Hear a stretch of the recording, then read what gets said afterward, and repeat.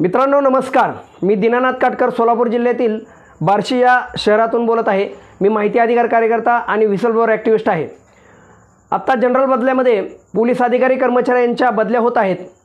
या बदल्या या नियमानुसार होतात का, किंवा तेच अधिकारी सतत विनंती बदल्या करून त्यांना पाहिजे त्या आवडत्या त्या चॉईस पोस्टिंगमध्ये क्रीम पोस्टिंगमध्ये जातात, कार्यकारी पदावर जातात।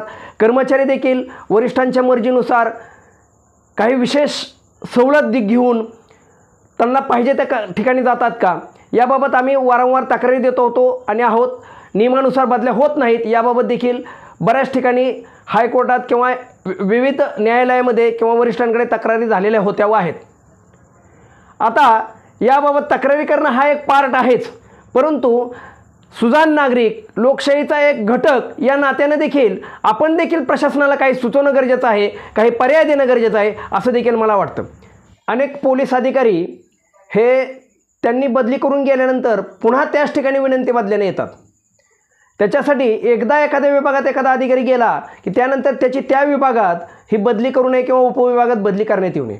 त्याचप्रमाणे मंत्रालयात देखील आणि डीजी ऑफिसला देखील अनेक कर्मचारी आणि अधिकारी अनेक वर्षापासून त्याच टेबलला आहेत किंवा बदली झाल्यानंतर पुन्हा त्याच टेबलला येतात। याचाच अर्थ हे अधिकारी हे काही लाभ घेऊन किंवा काही विशेष वरिष्ठांचं मर्जी संपादन करून जर त्या ठिकाणी बसत असतील तो त्यांचा लाभ काढण्यासाठी पुन्हा जनतेला ते त्याच लाभ घेण्यासाठी प्रयत्न करत असतात। म्हणजे पोलिसांची प्रतिमा, प्रशासनाची प्रतिमा आणि शासनाची प्रतिमा ही मलिन होत आहे। त्याच्यामुळे तसंच कायदा व सुव्यवस्थेचा प्रश्न राखण्यासाठी सुद्धा ओळखी अगोदरच्या झालेल्या असल्या कारणाने, संबंध अगोदरचे त्या ठिकाणचे झालेले असल्या कारणाने हा त्रास होतो आणि त्याचा परिणाम हा जनतेवर, जनतेच्या कामावर होतो आणि पर्यायानं प्रशासनाची देखील त्यांच्या कामावर आणि त्यांच्या प्रतिष्ठेवर होतो असं माझं मत आहे।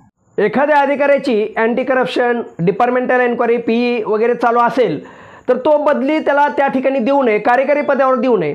त्याचप्रमाणे यांची जर समजा एन्क्वायरी कुठल्याही प्रकारची चालू असेल तर त्या अधिकाऱ्यांना कार्यकारी पदावर देऊ नये। एक अधिकारी हे असे आहेत त्यांची मुदत संपण्यापूर्वी ते विनंती बदली करतात आणि त्यांना चॉईस पोस्टिंग देखील दिली जाते।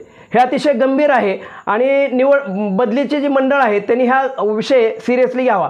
त्याचप्रमाणे अनेक अधिकारी असे आहेत की ज्यांनी शासनाला दरवर्षी काही गोष्टी सबमिट करायच्या असतात, जसं मत्तादायित्व, छोटे कुटुंब प्रमाणपत्र किंवा इतर आवक जावक त्यांची जी काय असेल शासकीय कागदपत्रे सबमिट करायची असतात। ती जर सबमिट कागदपत्रे जर त्यांनी अधिकाऱ्यांनी केलेली नसतील किंवा कर्मचाऱ्यांनी केली नसेल तर त्यांची बदली देखील करण्यात येऊ नये किंवा त्यांना अकार्यकारी पदावर बदली करण्यात यावी, ही विषय सिरियसली घ्यावा। अनेक अधिकारी हे त्यांच्या आयुष्यभर विनंती बदल्यानंच त्यांच्या बदल्या झालेत।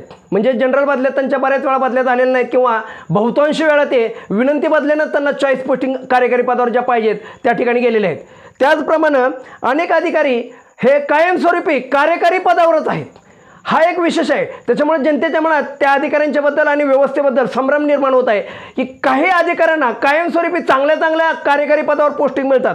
म्हणून आमचं असं मत आहे आणि त्याचं कायद्यानुसार रूपांतर देखील करावं किंवा कायद्यात परिवर्तन करावं। एखादा GR जरी डीजी ऑफिसने किंवा मंत्रालयाने काढला तरी ते होऊ शकतं की एक कुठलाही अधिकारी ह्या 10 वर्ष सर्व्हिस केल्यानंतर किमान 3 वर्ष तरी अकार्यकारी पदावर त्यानं सर्व्हिस केल्याशिवाय त्याला कार्यकारी पदावर नियुक्ती देण्यात येऊ नये असं जर पत्र एखादं काढलं तर ते अतिशय उत्तम बदलीसाठी होऊ शकतं।